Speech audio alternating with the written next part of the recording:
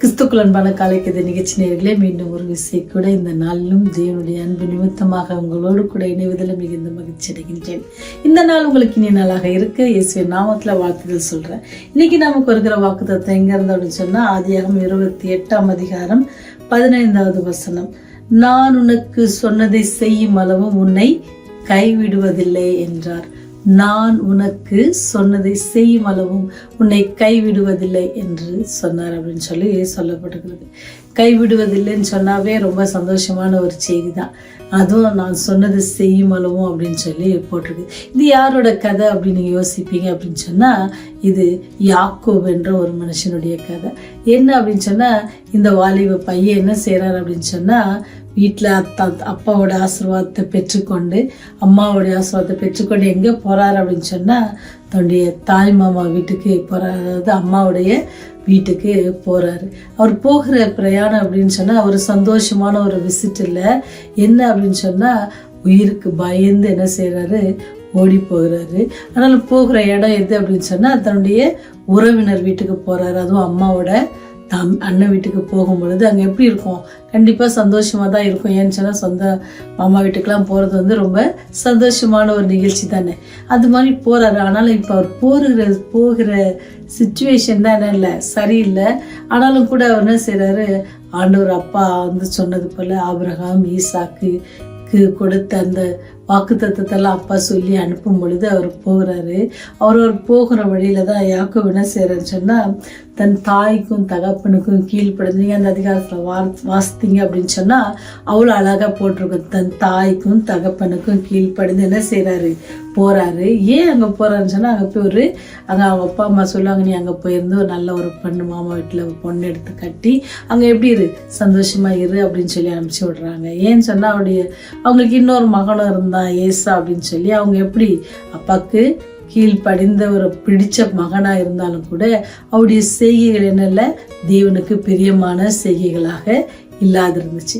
அதனால என்ன பண்ணாங்க அப்படின்னு சொன்னா, ஆண்டவர் யாக்கோபை தெரிந்து கொண்டார். அதனாலதான் ஆண்டவர் யாக்கோபுக்கு அவர் என்ன செய்யறாருன்னா, போற வழியில இருட்டாயிருச்சு. அப்ப அவர் அங்க படுக்கிறாரு.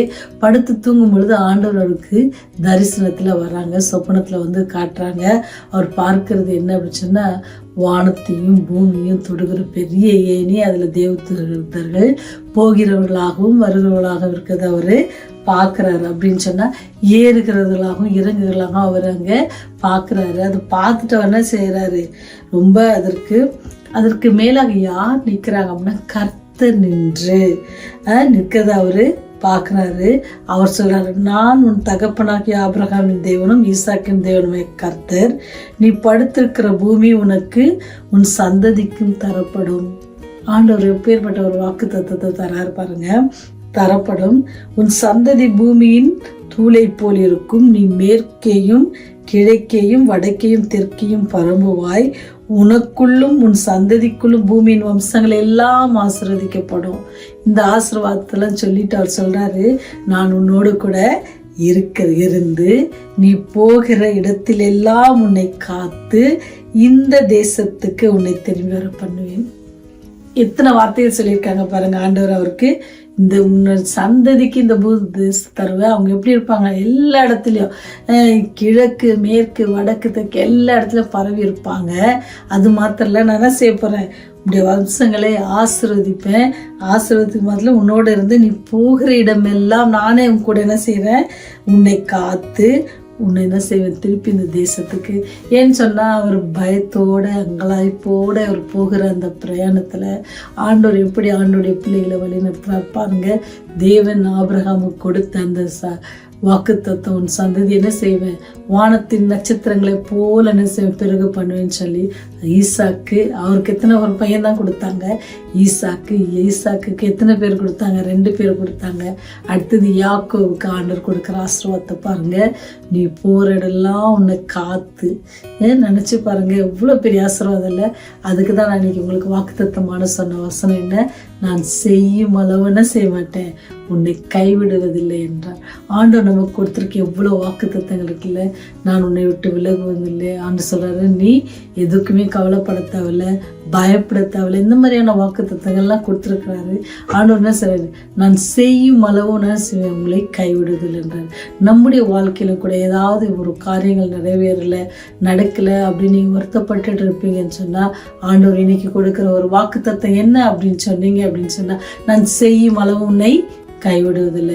எப்படி எனக்கு யாக்கோபு கொடுத்த அந்த வாக்கு தத்தத்தை ஆண்டவர் சொன்ன காரியங்களை யாக்கோபு வாழ்க்கையில் என்ன செஞ்சாருன்னு சொன்னா செய்தார். ஆண்டவர் திரும்பி வர செய்தார். அந்த தேசத்திற்கு அவர் திரும்பி வர செய்தார். வெறும் கையோட போன மனுஷனை திரும்பி எப்படி வர செஞ்சாரு சொன்னா, பல பரிமாணத்தோட வருவதற்கு அவர் என்ன செய்தாரா, கிருபையா இருந்தார். அவருக்கு எத்தனையோ முறைய சம்பளத்தெல்லாம் மாத்தி பார்ப்பாங்க. ஆனா அவர் செய்வதெல்லாம் என்ன செஞ்சு ஆண்டவரோடு கூட இருந்து அவரை காத்ததுனால அவர் சொன்ன வாக்கு தத்தத்தை ஆண்டவர் நிறைவேற்றினார். அப்பேற்பட்ட வல்லமில்ல தேவன் இன்று உங்களை பார்த்து என்னை பார்த்து சொல்றாரு, நீங்க அவர்கிட்ட கேட்பீங்கன்னு சொன்னா அவர் அநேக வாக்கு தத்துவமான வசனங்களை நமக்கு சொல்லி கொடுத்து அதை பிடிச்சிட்டு நம்ம ஜெயிப்போம்னு சொன்னா அதை நிறைவேற்ற அவர் வல்லவராக இருக்கிறார். அதனால அவர் சொல்றாரு, நான் உன்னோட இருந்து நீ போகிற இடமெல்லாம் உன்னை காத்து இந்த தேசத்துக்கு உனக்கு என்ன செய்வேன், உன்னை திரும்பி வர பண்ணுவேன், நான் உனக்கு சொன்னதை செய்யும் அளவும். இவ்வளவு ஆண்டவர் சொல்லி இது என்னது சொப்பனம் பார்க்கிற பொழுது யாக்கோபு நித்திரையிலிருந்து விழித்த பொழுது மெய்யாகவே இது என்னது, கர்த்தர் இந்த ஸ்தலத்தில் இருக்கிறார். ஆண்டவர் சொன்னால நான் நீ போற இடம்லாம் இருப்பேன் அப்படின்னு. அப்போ ஆண்டவர் அன்னைக்கு யாக்கோபோட கூட இருந்ததுனால யாக்கோபு அந்த இடத்துல உடனே ஒரு கல்லை வைத்து ஆண்டவருக்கு என்ன செய்யறாரு, ஒரு பலிபீடத்தை கட்டுறாரு. பலிபீடம் பிரேயர். ஆண்டவர் உங்களுடைய வாழ்க்கையில் என்ற வாழ்க்கையிலும் ஆண்டவர் செய்ய இருக்கிற காரியத்துக்காகவும் செய்த காரியத்துக்காகவும் நாம செய்ய வேண்டியது என்ன அப்படின்னு சொன்னா, நாம ஜெபம் செய்யணும். நம்ம ஜெபம் செய்து ஆண்டவருக்கு நன்றி செலுத்தி அல்லது நம்ம ஒரு தேவைகளை இடத்துல கேட்பன்னு சொன்னா, எப்படி யாக்கோபு இந்த ஸ்தலத்துக்கு பெத்தேல் என்று பெயரிட்டாரோ அதே போல நாம என்ன செய்யணும், ஒவ்வொரு நாளும் ஆண்டவரத்துல நம்ம ஒரு ஆண்டவரே இன்னைக்கு இந்த காரியங்களே செய்தீங்களே. அன்னைக்கு பார்த்தோம்ல, ஈசாக்கு என்ன சொல்லுவாங்க, ஏகோவா ஈரே பர்வதத்திலிருந்து என்ன செய்யும், பார்த்து கொள்ளப்படும் அப்படின்னு பார்த்தல. அதே போல நம்முடைய வாழ்க்கையில ஆண்டவர் எவ்வளவோ நிறைய காரியங்களை செய்திருக்கிறாங்க. நடக்காத காரியங்களை குறித்து வருத்தப்படுவதை காட்டில் செய்த காரியங்கள், அதை நம்ம எதிர்பார்க்குற காரியங்களை ஆண்டவரத்தில் ஒப்பு கொடுப்போம்னு சொன்னா அவர் சொல்றாரு, நான் சொன்னதை செய்யும் அளவு என்ன செய்ய மாட்டேன், உன்னை கைவிடுதலைன்னு சொல்றாரு. ஆண்டவர் நம்ம கொடுத்துருக்க வாக்குத்தத்தை நம்ம வாழ்க்கையில நிறைவேற அளவுக்கு என்ன செய்ய மாட்டாங்க, ஆண்டவர் கைவிட மாட்டாங்கன்றதை நம்ம என்ன செய்யணுமா, அதிகமாக விசுவாசிக்கணும், பற்றி கொள்ளணும். எப்படி யாக்கோபு பற்றி கொண்டாரோ, கஷ்டமான சூழ்நிலையும் பற்றி கொண்டாரோ, அதே போல நீங்களும் நானும் பற்றி கொள்வோம் அப்படின்னு சொன்னா ஆண்டவர் நம்மை ஆசீர்வதிக்க காத்திருக்கார். ஜெபம் செய்வோமா. பரலோகத்தில் வாசமாயிருந்து பூமியின் மண்மக்களை கண்ணோக்கி பார்க்கறதான பரலோக தந்தையும், வானமுது சிங்காசன பூமி முது பாதுபடி என்று நாங்கள் விசுவாசிக்கிறோம். தகப்பனை நிதி மட்டுமா எங்களோடு கூட இருந்து எங்களை பாதுகாத்து பராமரித்து வழிநடத்துவதற்காக நன்றி ஆண்டவரே. ஒவ்வொரு நாளும் உணவு உடுக்க விட இருக்க இடம் குறைவில்லாமல் கொடுத்துருக்கீங்க, நன்றி செலுத்துகிறோம் சுவாமி. இந்த நாளிலும் கூட இந்த செய்தி கேட்கிற பிள்ளைகளுக்காக செபிக்கிறோம்.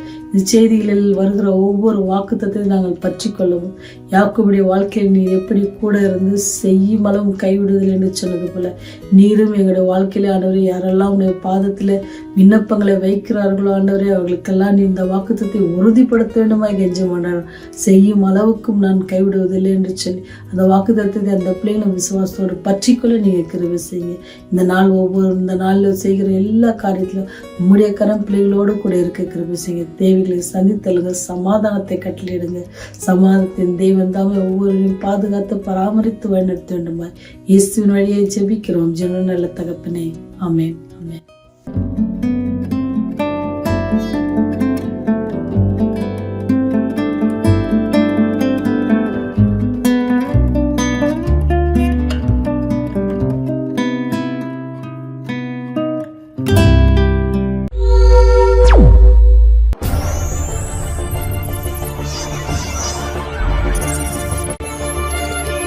நீங்கள் பார்த்துக் கொண்டிருப்பது உங்கள் ரிவைவல் டிவி.